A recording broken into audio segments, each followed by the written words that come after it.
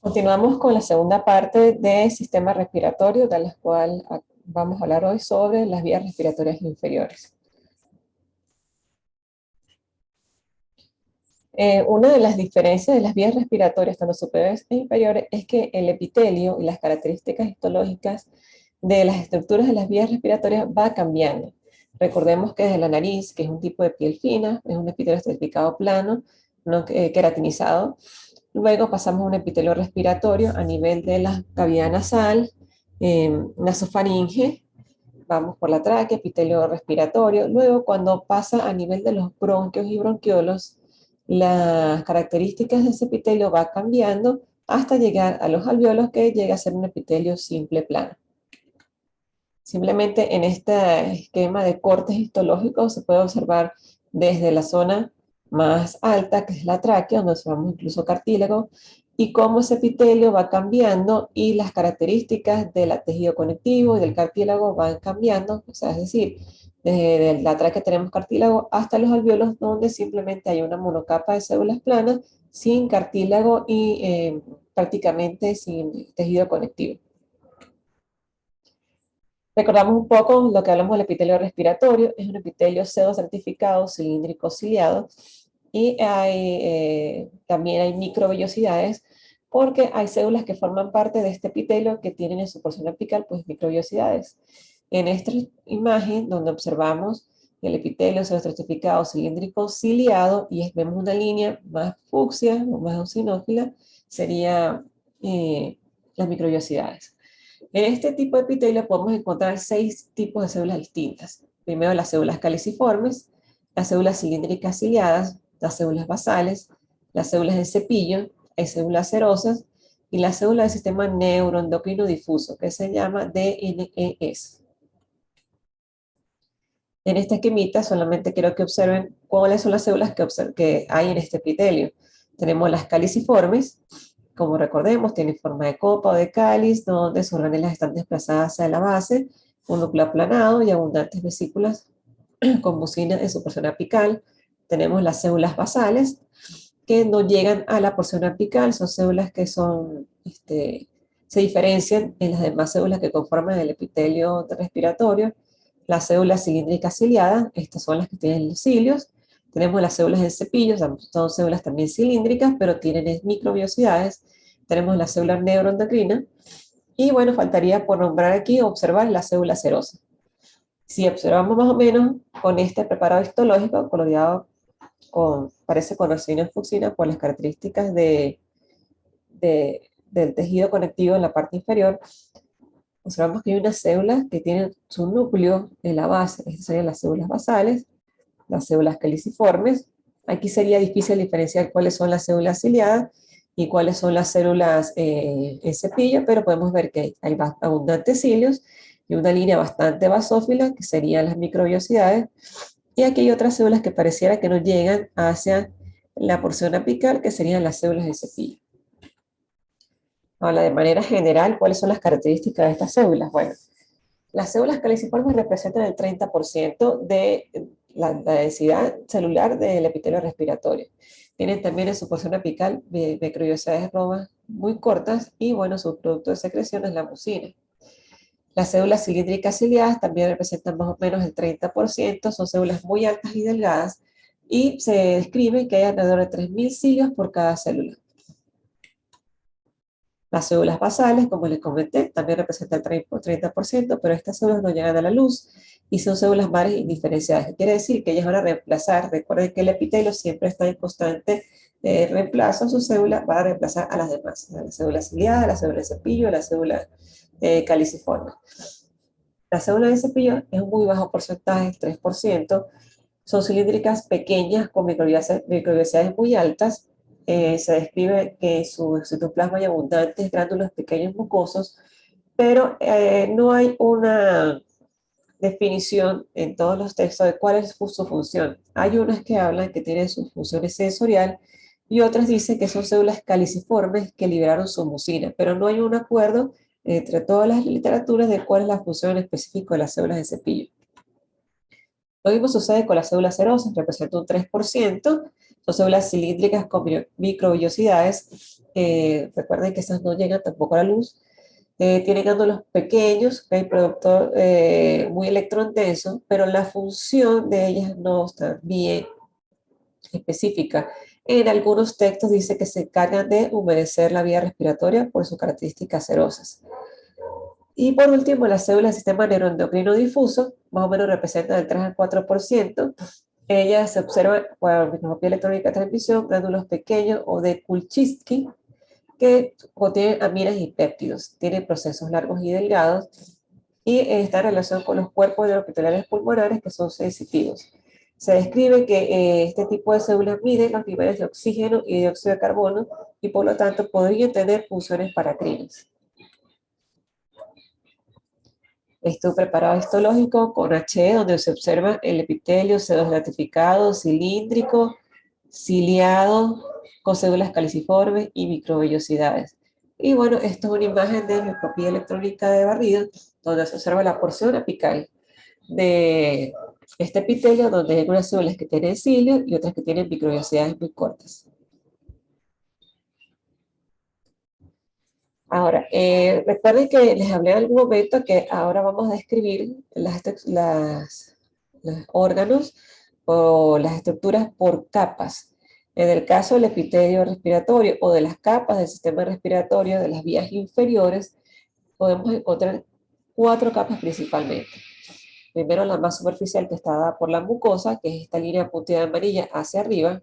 Está la submucosa, que está formada principalmente por tejido conectivo y glándulas, o sea, acinos. Después está la capa de cartílago, que es cartílago hialino, y la más superficial, que es la adventicia. Comenzamos con la tráquea. La tráquea es una estructura tubular larga que mide más o menos 12 centímetros de largo por 2 centímetros de diámetro. Inicia del cartílago cricoides y va hasta la bifurcación. Esta bifurcación es donde inician los bronquios. Está formada por unos 10 a 12 anillos de cartílago hialino y entre cada cartílago hialino, que tiene más o menos forma de C, se encuentra el músculo traqueal. O sea, ellas como que se unen a través del músculo traqueal. También están rodeadas por abundante tejido fibroelástico. Simplemente esto es un esquema donde ustedes pueden observar la porción más interna, que sería la luz de la tráquea. Esto se representaría la mucosa. Tenemos la submucosa, donde están las glándulas, el cartílago y la adventicia. Recordemos que el cartílago tiene forma de C, no es completo y están, vamos a decir, unidos o estabilizados a través del músculo traqueal, y aquí en estas zonas, después del músculo traqueal, hay un tejido fibroelástico. Esto es un corte histológico, corte transversal de la tráquea, se parece mucho a la caricatura anterior, donde podemos observar la mucosa, que es la porción de la luz, la submucosa, el cartílago, y esto sería la adventicia. Aquí está el músculo traqueal y aquí hay tejido fibroelástico. Vamos a describir un poco las características de cada una de estas capas. Como ya les comenté, la mucosa, que es esta zona donde está el epitelio, de aquí hasta acá, un epitelio pseudo-estratificado, cilíndrico, ciliado, con microbiosidad y células caliciformes. Es bastante larga, ya hablamos de eso. De la submucosa, que más o menos desde acá hasta acá, está formado por tejido conectivo fibroelástico. Allí podemos encontrar elementos linfoides, o sea, muy pequeños, glándulas seromucosas, como observamos aquí, y es muy vascularizado. Podemos observar el epitelio respiratorio, de aquí hasta acá sería la mucosa y submucosa. Ahora, como les comenté, el cartílago es un anillo en forma de C, que es formado solamente por cartílago hialino. Como ustedes ya conocen por los temas anteriores del tejido cartilaginoso, las características del cartílago hialino, no los voy a repetir, pero deben conocerlos, de modo que si en algún momento en la evaluación se les pregunta esa capa, deben describir el cartílago hialino. La adventicia, que es la zona más periférica, más o menos aquí, está formado por tejido fibroelástico y tejido conectivo denso y regular, que tiene la función de fijar la tráquea a las estructuras adyacentes. Cuando la tráquea llega a la bifurcación, se forman los bronquios. ¿Ok? Los bronquios, a medida que se van ramificando, disminuyen su diámetro y por lo tanto sus características. Por lo tanto, se describe que la rama principal es el bronquio primario, luego se ramifica en una más pequeña que es el bronquio secundario. En la profundidad del pulmón se vuelve a ramificar, con varias ramificaciones, se forma el bronquio terciario. Luego se ramifican en estructuras más pequeñas, que serían los bronquiolos, y la estructura final, que es donde se produce el intercambio gaseoso, son los alveolos. En esta caricatura quiero que observen simplemente en estas imágenes que están aquí, cómo va cambiando las características de esta histológicas de este tejido, donde observamos en el bronquio principal o el primario todas las características iguales a la de la tráquea, pero a medida que se va ramificando, disminuyendo su diámetro, las características de las mismas van disminuyendo, va disminuyendo la cantidad de cartílago, el grosor de cada una de las capas, hasta que desaparece la cantidad de cartílago, el epitelio cambia, hasta llegar a un epitelio simple plano, que serían los alveolos. Ahora, en el caso de los bronquios, se van a describir 5 capas, a diferencia de la tráquea. Tenemos una capa más externa, la zona más interna en realidad, donde está la luz, que sería la mucosa, que es esta que está acá. Tenemos una capa de músculo liso, la submucosa, que está aquí hasta acá, el cartílago, y aquí no se ve, en la porción más externa sería la adventicia. Ahora, en el caso de los bronquios, las características histológicas cambian un poco a medida que se van ramificando. Les recuerdo que deben aprenderse los sinónimos. Cuando hablamos de broncos primarios, también podemos decir bronquios extrapulmonares o bronquios principales. El tejido es igual a la tráquea, pero las paredes son un poco más delgadas, es decir, tiene mucosa, tiene el músculo, por supuesto, la submucosa, el cartílago se ve bastante definido y la adventicia.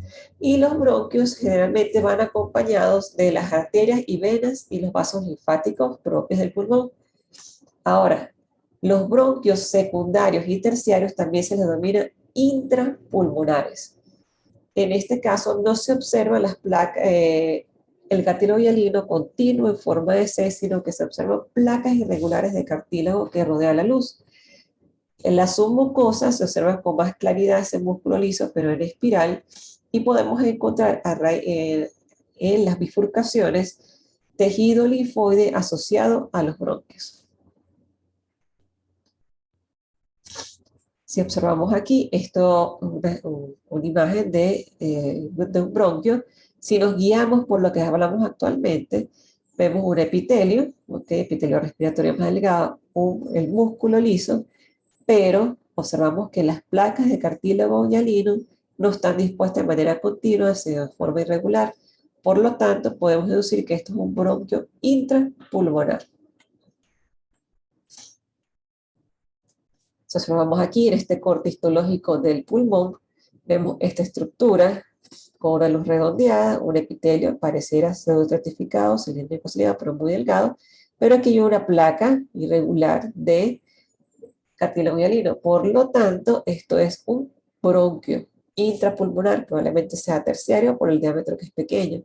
Si comparamos esta estructura con esta, donde se observa escasamente un epitelio y tejido conectivo, no hay cartílago, esto sería un bronquiolo. Estos serían cortes transversales, cortes longitudinales, y todo lo que está alrededor serían los alveolos. Vemos aquí esta estructura, un corte transversal también. También tenemos la mucosa, tenemos el músculo liso y una placa muy delgada de cartílago. Esto es un bronquio intrapulmonar. Ojo con eso. Deben saberse las diferencias porque hay cortes histológicos, preparados histológicos en la cátedra donde se observan bronquios intrapulmonares, los bronquiolos, y los pueden diferenciar según las características que les estoy mencionando. En este esquema podemos observar cómo va cambiando las características histológicas de un bronquio a un bronquiolo.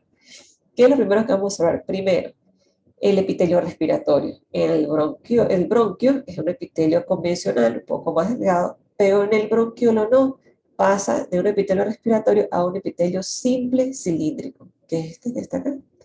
Las características de las células, por lo menos en el epitelio respiratorio encontramos varios tipos de células, y incluso caliciformes. En este caso del bronquiolo solamente encontramos células ciliadas y las células de Clara, que vamos a hablar más adelante de ellos.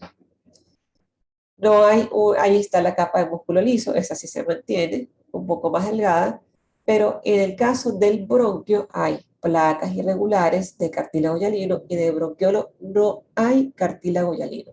Ojo con eso, es una de las diferencias. Entonces, de manera general, los bronquiolos miden aproximadamente 0,1 milímetros de diámetro. Dependiendo del tipo de bronquiolo que ya les voy a mencionar, puede haber un epitelio respiratorio que es el bronquio y va a pasar a un epitelio simple cilíndrico, y cuando es el bronquio más delgado, que es el respiratorio, hay un epitelio simple cúbico. Podemos encontrar las células bronquiolares o no ciliadas o las células claras. Allí no hay cartílago, no hay glándulas. Ellas también se ramifican y van disminuyendo su diámetro. Entonces van de un bronquiolo propiamente dicho, después va el bronquiolo terminal o no respiratorio y los bronquiolos respiratorios. ¿Cuál es la diferencia básica entre los tres tipos de bronquiolos? Bueno, en este esquema es bastante sencillo de entender. Los tres tienen epitelio, los tres tienen músculo liso, pero las características de la luz es distinta. En el bronquiolo propiamente dicho, la luz es de tipo festoneada. ¿Cómo se observa aquí? Más o menos, si tú lo ves, parecer estrellada, pero se le dice festoneada. En cambio, la del bronquiolo no respiratorio, que es el bronquiolo terminal, es una luz más redondeada. Y en el caso del bronquiolo terminal, bronquiolo respiratorio, la diferencia está en que la luz se interrumpe por sacos alveolares. Por eso se le llama bronquiolo respiratorio, porque en él se pueden evidenciar sacos alveolares, ¿ok? Y recordemos que en los sacos alveolares, alveolos, se produce el intercambio gaseoso. Por eso son bronquiolos respiratorios. Entonces, vuelvo a repetir. En el caso de el bronquiolo propiamente dicho, la luz es festoneada, ¿ok? En el epitelio o en el contorno o la luz del epitelio del bronquiolo terminal no respiratorio es una luz continua, es lisa, y del caso del bronquiolo respiratorio, ¿ok? En este caso se ve interrumpida la luz por alveolos, los pequeños sacos alveolares, por donde se produce el intercambio gaseoso. Ahora, hablando un poco de las células, tenemos las células claras, ¿ok? Son esas células que tienen una estructura apical cupuliforme, son cilíndricas con mucosidades romas y cortas, se describe que tienen múltiples grándulos secretores con glicoproteínas.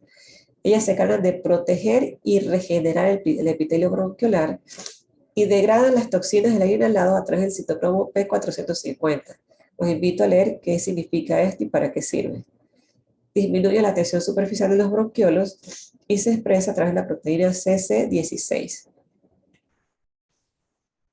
En microscopía electrónica de barrido observamos estas células con forma de cúpula, serían las células claras, y estas serían las células cilíndricas ciliadas. Ahora, en el caso de los bronquiolos terminales no respiratorios, existen maneras de observarlo. Si vemos en este esquema, o este preparado histológico, todo lo que está aquí en esta zona serían alveolos, ¿ok? Esta zona donde observamos que no hay cartílago, aquí hay BALT, solamente epitelio, ¿ok? Y no se ve muy bien el músculo liso, sería el bronquiolo propiamente dicho.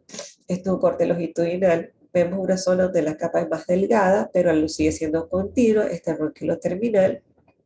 Y justo aquí, donde se empiezan a formar unos saquitos, que se ven aquí, no está muy claro, en otro corte lo vamos a observar, sería el bronquiolo respiratorio. Solo vamos a enfocar aquí, que es el bronquiolo terminal. Tiene más o menos 0,5 milímetros de diámetro. El músculo que rodea el bronquiolo terminal se llama músculo liso de Reisensen, Y en este caso el epitelio va a un epitelio simple cúbico. Recordemos que el bronquiolo propiamente dicho es simple cilíndrico y este pasa a ser simple cúbico, o sea, cada vez son más pequeños. También se pueden encontrar estas células cuerpos neuroepiteliales, que son gránulos que reciben terminaciones nerviosas e intervienen en la reparación de este tipo de epitelio. Si observamos aquí, esto sería, vemos un epitelio más o menos simple cúbico, pero es continuo. Más o menos aquí estaría la capa de músculo liso, es muy delgada, sería el bronquiolo terminal. Pero aquí vemos el epitelio y un saco alveolar o un alveolo. Esto sería el bronquiolo respiratorio. Aquí podemos comparar lo que les hemos comentado, las diferencias entre cada una de las estructuras del epitelio del respiratorio. Estos son alveolos. Observamos esta luz que es festoneada, ¿ok? Epitelio respiratorio, pero hay cartílago. Pareciera que son placas irregulares, pero aquí no se observa bien, por bien. Este es un bronquio intrapulmonar, y aquí observamos una luz que no es festoneada, es más o menos continua, sin cartílago. Esto es un bronquiolo. Como les comenté, en los bronquiolos respiratorios la diferencia es que la luz no es continua, es un epitelio simple cúbico también, pero en la luz hay pequeñas protrusiones que serían los sacos alveolares, que también se producen intercambios gaseosos. Los bronquiolos respiratorios terminan en una zona más o menos rectilínea que se llama conducto alveolar. Es esta zona que está aquí. Los conductos alveolares carecen de paredes propias. Las paredes están dadas por la disposición lineal de los alvéolos y terminan en una vaginación ciega, que es como una calle ciega, que se llama saco alveolar. Este tipo, en los conductos alveolares se producen los tabiques interalveolares, formados por tejido conectivo entre los alvéolos, o sea, es un tabique muy, muy delgado, y podemos encontrar una célula de músculo liso incluida en colágeno tipo 3 que funciona como esfínter en ese conducto alveolar.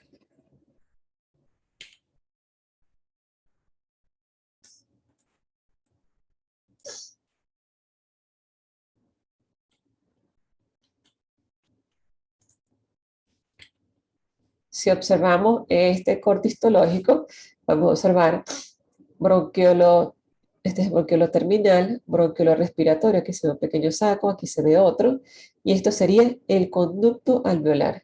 Y aquí serían los sacos alveolares que terminan como en una zona ciega.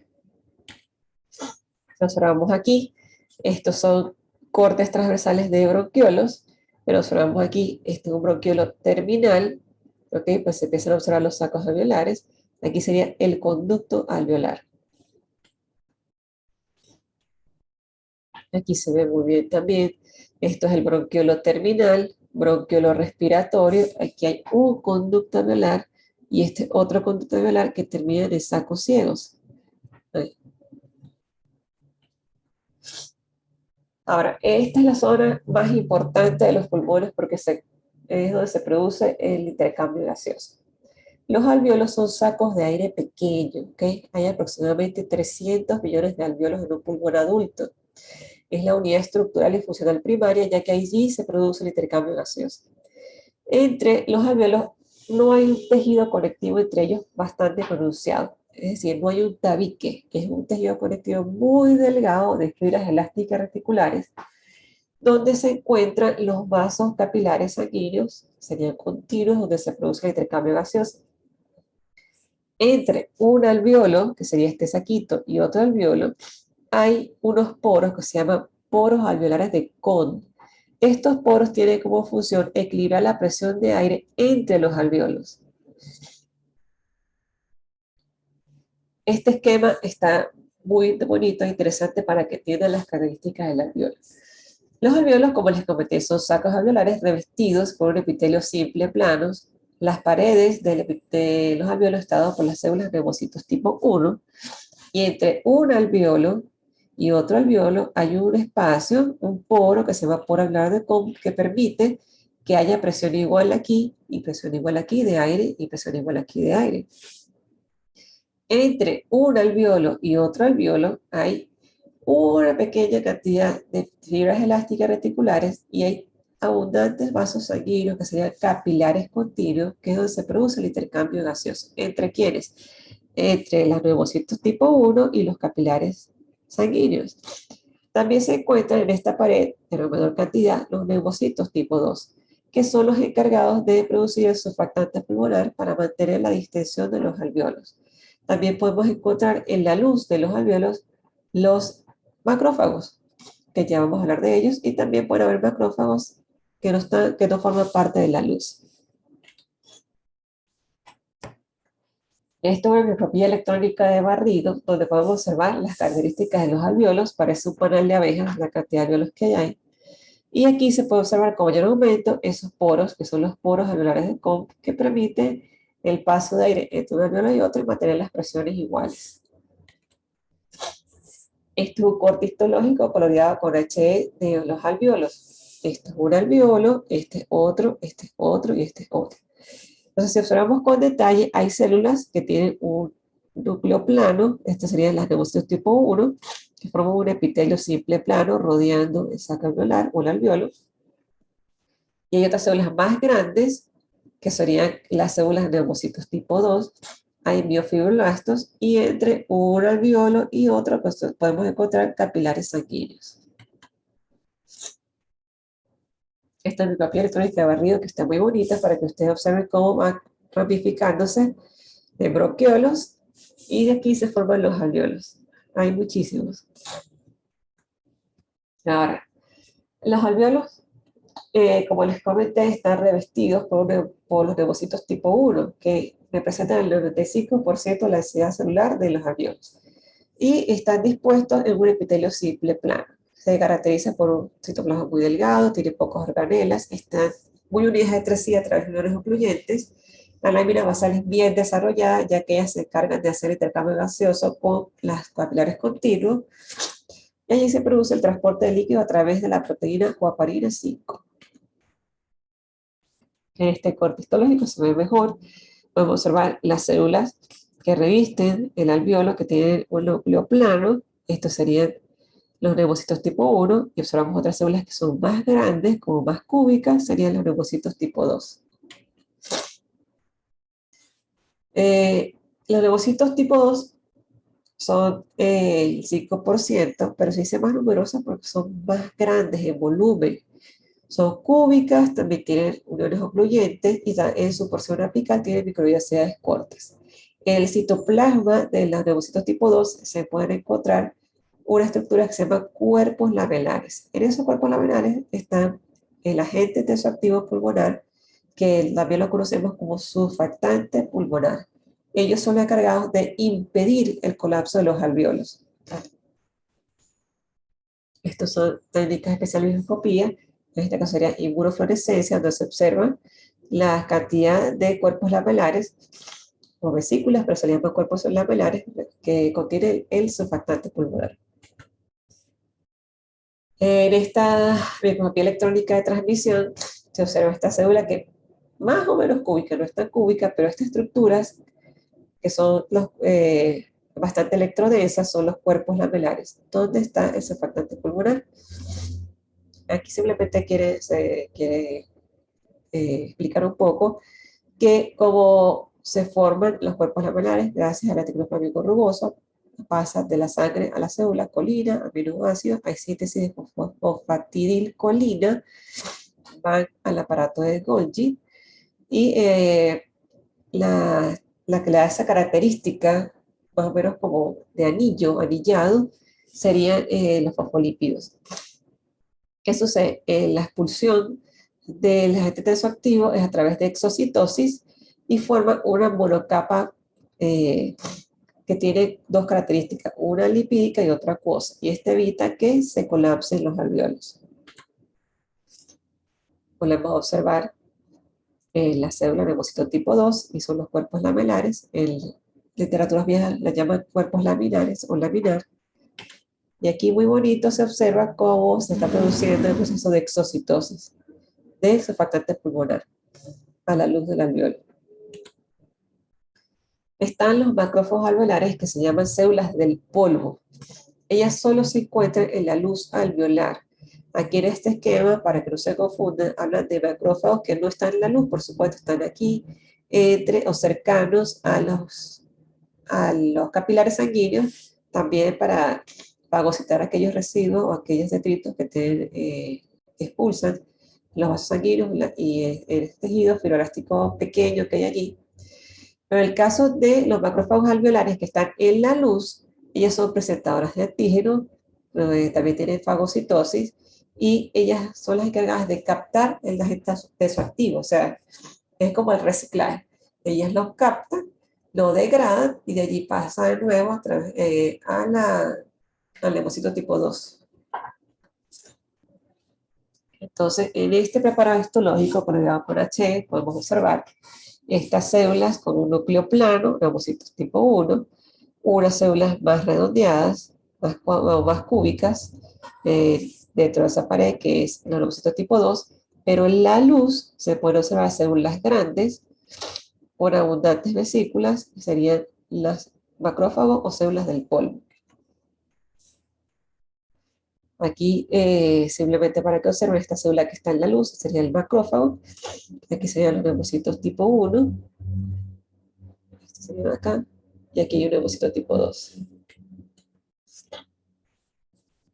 Ahora, el tabique o septum alveolar, recuerden que no es un tabique propiamente dicho, que es una zona muy delgada, ¿ok? Donde se produce el intercambio gaseoso. Allí está formado ese tabique pequeñito por un capilar continuo y la lámina basal del devocito tipo 1. En ese espacio hay colágeno tipo 2, tipo 3, fibras elásticas, fibroblastos, macrófagos y células cebadas. Y un tabique está representado por ambos lados del epitelio alveolar, es decir, de un lado hay un leucocito tipo 1, del otro lado un leucocito tipo 1, y en el centro hay un tabique muy delgado que se llama septum alveolar, donde está el capilar continuo y las características que les mencioné. Ahora, ¿en qué consiste la barrera hematogaseosa? Es esa región del tabique alveolar donde atraviesa el oxígeno y el dióxido de carbono. Es muy delgado, mide de 0.1 a 1.5 micrómetros. Allí es donde se produce el contacto estrecho entre los leucocitos tipo 1 y el endotelio capilar, y se fusionan ambas láminas de los epitelios para que se produzca el intercambio gaseoso. Entonces, ¿cuáles son los componentes de la barrera hematogaseosa? Los leucocitos tipo 1, las células endoteliales de los capilares continuos y ambas láminas basales fusionadas de quienes, de los leucocitos tipo 1 y del endotelio de los capilares continuos. Esto es un esquema, simplemente para que observen, estos son los leucocitos tipo 1, son varios leucocitos, y este es el capilar continuo. Aquí en el centro es donde están fusionadas ambas láminas basales. Aquí podemos observar una copia electrónica de barrido, donde aquí serían los sanguíneos, estructuras electrolúcidas redondas, son los eritrocitos. Esto sería el leucocito tipo 1, el epitelio simple plano, el leucocito tipo 1, y aquí sería más o menos donde están fusionadas ambas láminas basales. Ahora, por último, vamos a hablar de la pleura. La pleura es ese revestimiento que tienen los pulmones para tener esa distensión de los pulmones sin que haya roces con las estructuras contiguas, ¿ok? Está formado, revestida principalmente por mesotelio. El mesotelio, cuando hablamos de este tema, es epitelio simple plano, más una escasa capa de tejido conectivo, y está formada por dos capas, la pleura parietal y la visceral. La visceral es la que está en contacto con el pulmón propiamente dicho, y la visceral es la que está en la porción más periférica. Entre ambas pleuras hay un líquido seroso producido por células mesoteliales que mejoran ese roce, o sea, no permite que se peguen a ambas pleuras y intervienen en que, para que el pulmón se distienda de manera más efectiva. En este corte histológico solo quiero que observen, comparando con esta caricatura, tenemos el pulmón como tal, ¿ok? Y aquí está la pleura. La que está más pegadita es la pleura visceral, y esta es la pleura parietal, y este es el espacio. Como les mencioné, que es la cavidad pleural. Este corte histológico, sabemos que todo esto son alvéolos. Aquí sería más o menos donde está la pleura visceral, que es epitelio simple plano, y esta es la pleura parietal, y esta es la cavidad pleural. Ahora, si observamos con más detalle desde el punto de vista histológico, las pleuras tienen varias capas.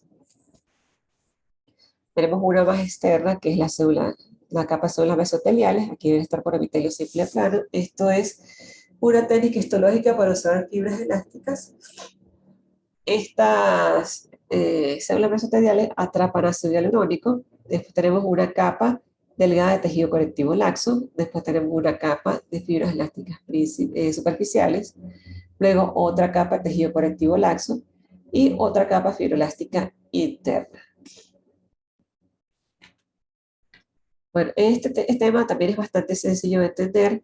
Les recuerdo y los invito, como siempre se lo he dicho, cuando hay temas donde hay diferencias entre diferentes estructuras, valga la redundancia, deben hacer, o les recomiendo que hagan un cuadro comparativo, donde ustedes observen la tráquea, bronquios, bronquiolos, alveolos, quiénes tienen cartílago, quiénes no tienen cartílago, cómo es el epitelio, cuáles son las características, otro cuadro de las características entre los bronquiolos, otro cuadro de las características entre los bronquios, para que aprendan a diferenciarlas y las dibujen, porque la manera también de aprender a observar los preparados histológicos y que se la aprendan como imagen es dibujando. En la próxima clase iniciaremos el ciclo de aparatos digestivos.